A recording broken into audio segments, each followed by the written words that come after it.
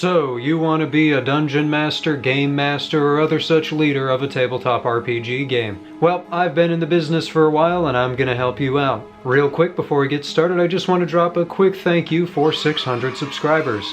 All of your feedback is greatly appreciated. We're aiming for 1,000 by the end of October and maybe 5,000 by the end of the year, so if you feel that we've earned it by the end of this video, consider subscribing. So, while there are tons of different tabletop RPGs out there, a majority of them share one thing in common. Somebody has to be running the show. So, while your mileage on this advice may vary, this video should apply regardless of whether you're playing D&D, Pathfinder, Cyberpunk, or any other such game. So the first topic we're going to cover is preparation versus pantsing. A common concept when it comes to writing circles is the idea of planning your story or going by the seat of your pants, and making it up as you go along. Both sides, or more often being somewhere in between, is completely fine in the case of tabletop RPGs, but each comes with their own hiccups. If you're more of a planner and want to get down exactly what will happen and when it'll happen in your campaign, my advice to you is just to make sure you leave room for your players to change things up. They're never going to do exactly what you expect or exactly what you want them to, so make sure there is some flexibility around the things you're planning so that the players still feel like decision makers in the story. And be ready for them to miss things that you prepare or to handle them in ways you didn't expect. Have some notes down on how you might improvise if things don't go quite according to plan. If you're more of a pantser, I would say that you can improvise a lot of things in a tabletop RPG, but if you're not just running dungeon crawls and do want something of a story, it's still worth getting down some plot beats. They can be very non-specific, like heroes get to town, heroes meet cranky old wizard and he helps them, or big bad evil guy is hiding at the mountain peak. But you still need some kind of guidance towards where you're going. Sandboxy campaigns are really fun, but if your campaign is nothing but random side quests, you're going to end up with some problems. If you find yourself more in the middle, it's more about finding that perfect balance. If it's your natural inclination to plan and improvise, making campaigns might actually be a little easier for you, but as always, make sure you keep your players in mind too, and how they like to tell stories. Tabletop RPGs are a group effort after all. The second topic we're going to cover is talking with your players. It sounds really obvious when I say it out loud, but as in any relationship, communication is key. Before, during, after, between, whatever around your campaigns, you should be communicating with your players. Learn what they like. Maybe they want a lot of combat or some mysteries. Learn what they don't like. Maybe they aren't comfortable with gory descriptions or aren't interested in doing a lot of talking in character.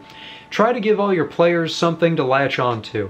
You can have campaigns where people enjoy different things if you balance it out, and try to make sure everyone has something to look forward to. For example, my editor is very clever with game mechanics. They really like exploring the different nuances of game systems and finding new ways to play it and interact with its rules. So I talk with them, sometimes even need to check my own understanding of the rules against theirs, and try to come up with mechanically engaging encounters. They tend to have a solution to get us out of almost any problem. A good spell here, use of life-saving game mechanics there. It works out pretty well. I have another player who I can best describe as liking theatrics. Not in the roleplay sense so much, but in that he just wants to see cool shit happen kind of way. So I try to give him some sort of spectacle now and again. Big fights against mighty enemies, travel to far-off and dangerous lands, and other such things. He recently sent our party to the underworld when he stuck his hands in a suspicious cauldron, but it led to quite an adventure I'm actually going to tell you about a little later in the video. And then I have yet another that enjoys the little things, like interacting with the people of the game world and learning about who they are and what they do, and in particular how to get in their good graces. So I make sure there's always interesting NPCs around to talk to. He recently helped us get in good with the leader of a Knight's Order, who is now helping us out. You can do all of these things as long as you keep your players' wants in mind, and it'll often make things more fun for yourself. Working on all these different kinds of situations keeps things fresh. Also, don't forget, you're a player too, so make sure you're doing things you enjoy as well. Topic 3. In case of near TPK. or total party kill. Uh-oh, you just sicked a mana core on your party. In these kinds of situations, it definitely is an option to just let it play out and have your players all die, but that generally does not lead to you having people who want to continue playing your campaigns. Your real solutions are largely dependent on the cause of the disaster. If the disaster was caused by something you as the game master did wrong, such as underestimating the power of an enemy you've sent after your players, then you can be a little more generous. I mentioned a mana core just now because at one point I sent one after my party members. We were using a system that was kinda new to us, and I didn't understand some of the rules regarding size differences until just then. As it turned out, the Manticore was way more dangerous than I originally thought because I wasn't bearing those rules in mind until then. So the Manticore nearly killed 2 of our party members off beat. What I ended up doing was giving a chance for one of the remaining party members to land a decisive final strike, then have the Manticore decide that the party members weren't worth it and fly away. Doing this, everyone survived even if they were really beat up. I was also honest with my players. I told them, hey, I messed up. I did not realize how bad this was going to be. And because I acted before any character actually perished and I stayed honest, it wasn't really a problem and we just kept going. So if you make a mistake, just be honest about it and make up for it. Your players will thank you. Here's a different but related scenario from the same campaign for the other kind of situation your players might get into. So you remember that chaotic cauldron player I mentioned a bit ago? Well, he had a character named Hans.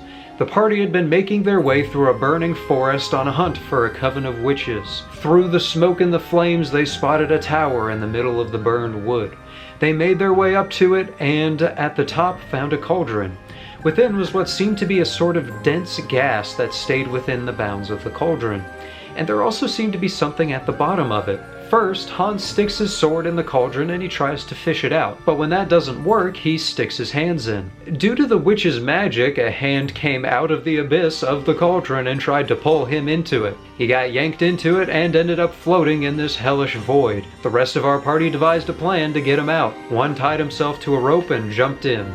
He found Hans within the void, and the remaining party members pulled them both out of said void. I believe it was at this point that the one who'd gone after Hans said, I bet that whatever was in the cauldron was just a lure. And of course he was right, but Hans was determined. So he convinces everyone to help him try again, and this results in them all getting pulled into the void, which ends up landing them squarely in a hell dimension.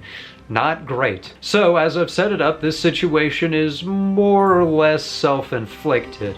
They walked right into the trap, but did I kill them off immediately? No. Instead, thanks to one party member, my editor's quick thinking, we managed to sacrifice several rare resources in a plea to one of the gods, which got them brought out of the Hell Realm. They lost those priceless resources and failed the original quest they were on, but they were all alive. The point here is that even if the party does something that gets them in trouble, you shouldn't just execute them on the spot. If they come up with a way to get out that's smarter than their way in was dumb, you should give them the opportunity. Just make it cost something. And at the end of the day, if they still have a death wish, their character will probably perish accordingly. That brings us to topic 4, know when to improvise. So, not everything is going to be as drastic as a near full party wipe, but it's still a good idea to keep an eye on the pulse of the game and know when to make a change. More than the other concepts, this is one you'll learn over time, but I can give you some pointers. The first is to bear in mind people's interests from earlier. If it's been a long while since you've done something to keep a specific player engaged, see about adjusting the situation a little bit to suit them. It doesn't have to be anything big, just something functional. Generally, you'll be able to tell that you need to shake things up a little when everyone is quiet. Tabletop RPGs are very much social games, and if people are starting to go quiet or stare at their phones, it might be time to pivot. If a combat is dragging on, maybe hold back those enemy reinforcements, or have an enemy engage a different kind of game mechanic, or use a type of attack the players will have to think about to overcome. If they're in a more social situation, maybe have someone come up to them and speak first. While it's important to value what does and doesn't make sense for the situation, perfect immersion or sticking exactly to your plan is not worth boring your players.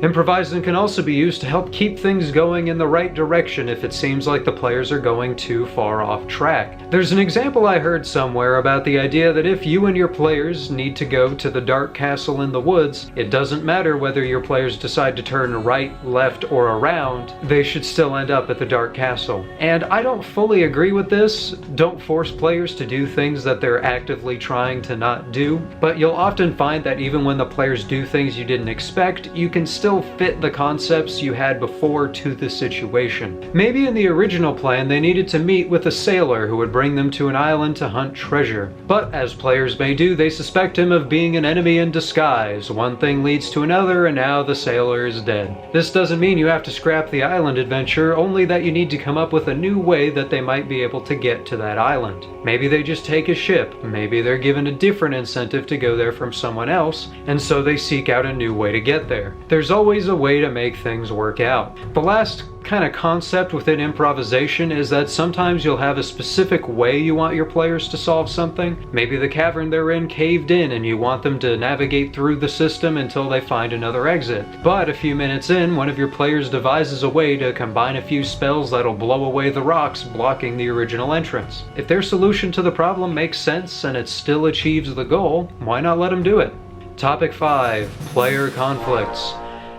The flip side of tabletop RPGs being social games is that sometimes, either in or out of game, people are not going to get along. This can be pretty scary if it happens, and if it goes wrong, it could blow up the campaign or even some friendships. So if the conflict is between the players and is not an in-game thing, do not address or facilitate this conflict within the play session. If you can ride it out to the end of the session, that's fine, but you may need to stop things and address it right then and there. Don't try and keep it going if you can't without continuing problems. The important thing is not to ignore it. Talk to the conflicting players, figure out what their problem is, and see if you can solve it. But don't subject your other players to their squabbling when you can help it. If the conflict is not between players but between in-game characters, things get a little more complicated. Some people just straight up allow their players to fight and even kill each other, but I would not personally advise this, as that's pretty likely to take your in-game problem and make it an out-of-game problem. I once again reiterate,